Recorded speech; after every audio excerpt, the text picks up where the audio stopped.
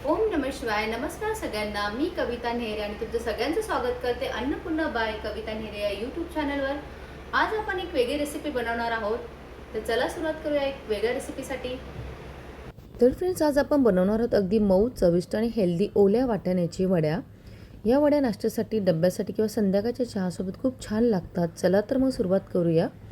यासाठी लागणारे साहित्य आहे वाटाणे, आलं, बेसन पीठ, हिरव्या मिरच्या, जिरे, हळद चवीनुसार. सर्वप्रथम ओले वाटाणे स्वच्छ धुवून घ्या. त्यामध्ये आले, लसूण, हिरव्या मिरच्या घालून मिक्सरमध्ये जाडसर वाटून घ्यायचं आहे हे मिश्रण. जास्त बारीक करू नका आणि जास्त एकदम जाडही नका ठेवू. दाखवल्याप्रमाणे करा. छान असं लसूण पाकळ्या घेऊया. आणि हो, मी नेहमी बोलते, जेवण बनवणे ही एक पोट भरण्याची गोष्ट नसून ती एक कला आहे आणि हीच कला तुम्ही सगळ्यांनी जपावी म्हणून मी तुमच्यासाठी घेऊन येते अगदी सोप्या पद्धतीत घरगुती सामग्रीमध्ये रेसिपी. हा व्हिडिओ शेवटपर्यंत नक्की बघा. आणि हे मिश्रण मिक्सरच्या भांड्यामध्ये जाडसर वाटून घेऊया आपण. असं बारीक करायचं नाही जास्त.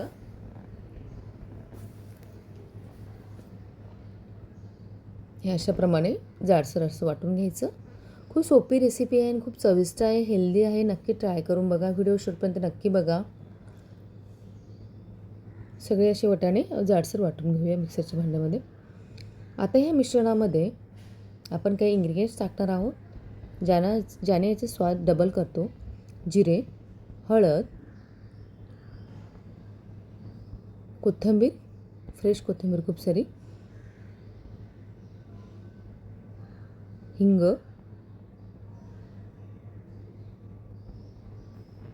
बेसन पीठ.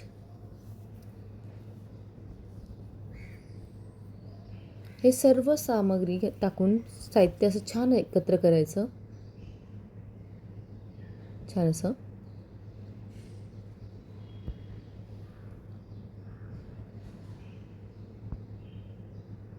आणि एका ताटाला छान असं ऑइल ग्रीसिंग करून घ्यायचं.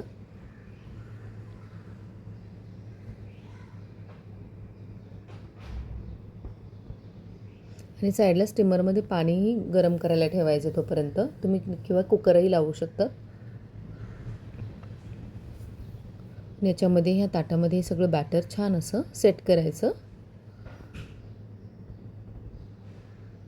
आणि हे मिश्रण एकदम समान याने पसरवायचं ताटामध्ये.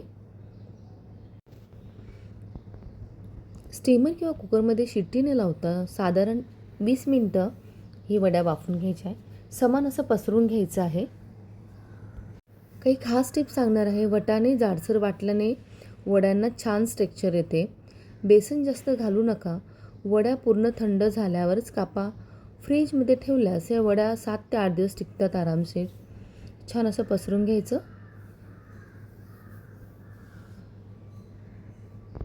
आणि काही टिप्स आहे. मिश्रण जास्त पातळ किंवा खूप घट्ट ठेवू नका. मध्यम घट्टसर असावे. आणि या स्टीमरमध्ये 20 मिनटासाठी आपण स्टीम होण्यासाठी ठेवून देऊया. आणि स्टीमर किंवा कुकरमध्ये आधीच गरम करून घ्या. त्यामुळे वड्या छान शिजतात. कुकरमध्ये वाफवत असाल तर शिट्टी घालू नका. मध्यम आचेवरच 20 मिनटं वाफू द्या. मध्येच झाकण वारंवार उघडू नका. आणि वड्या वाफून झाल्यावर लगेच कापू नका. यामुळे त्या पूर्णपणे थंड होऊ द्या. त्यामुळे वड्या छान सेट होतात, तुटत नाही. आता कढईमध्ये 2 ते 3 टेबलस्पून तेल गरम करून घेऊया. तेल व्यवस्थित गरम झाल्यावर त्यात आपण टाकणार आहोत जिरे, मोहरी आणि व्हाईट तीळ. तीळ तडतडू लागले की गॅस मध्यम आचेवर ठेवायचा. आता त्याच्यामध्ये आपण टाकणार आहे एक सिक्रेट इन्ग्रेडियंट्स, चिली फ्लेक्स किंवा हिरव्या मिरच्या घालू शकतात. मात्र जळणार नाही याची काळजी घ्या. यानंतर कापलेल्या वड्या हलक्या हाताने फोडणीत घाला. कोथिंबीरही टाकूया. जास्त ढवळू नका, नाहीतर वड्या तुटतात. 2 ते 3 मिनटं हलक्या हाताने परतून घ्या. फोडणीचा स्वाद प्रत्येक वडीमध्ये छान मुरेल. छोटीशी टिप आहे. एक महत्त्वाची टिप, फोडणी नेहमी मध्यम आचेवरच द्या आणि वड्या खूप वेळ परतवू नका, नाहीतर त्या कोरड्या किंवा कडक होऊ शकतात. शेवटी वरून ताजी कोथिंबीर किंवा किसलेलं ओलं खोबरं घातलं तर चव आणि दिसणं दोन्ही अजून छान होतं. तर नक्की ट्राय करून बघा. छान असं स्पॅटुलाच्या मदतीने अगदी हलक्या हाताने वड्या पलटवत 2 ते 3 मिनटं परतून घ्या. त्यामुळे फोडणीत स्वाद प्रत्येक वडीमध्ये मुरेल आणि बाहेरून हलक्या सोनेरी रंग येईल. शेवटी वरून भरपूर बारीक चिरलेली ताजी कोथिंबीर आणि आवडत असेल तर थोडंसं किसलेलं ओलं खोबरं भुरभुरा. त्यामुळे वड्या दिसायलाही सुंदर आणि खायला अगदी स्वादिष्ट लागतात.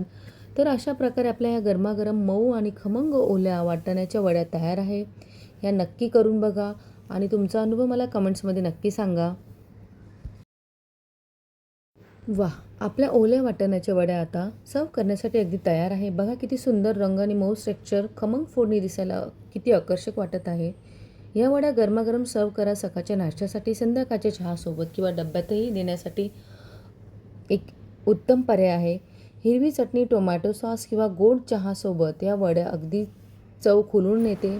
तर फ्रेंड्स, हा व्हिडिओ आवडल्यास लाईक करा, शेअर करा, नवीन असेल तर सबस्क्राईब करायला विसरू नका आणि हो, बेल आयकॉनवरती नक्की प्रेस करा, जेणेकरून माझी नवीन रेसिपी आल्यास अपलोड केल्यास तुम्हाला नोटिफिकेशन लगेच येईल. पुन्हा भेटूया एक नवीन रेसिपीसोबत. तोपर्यंत बाय.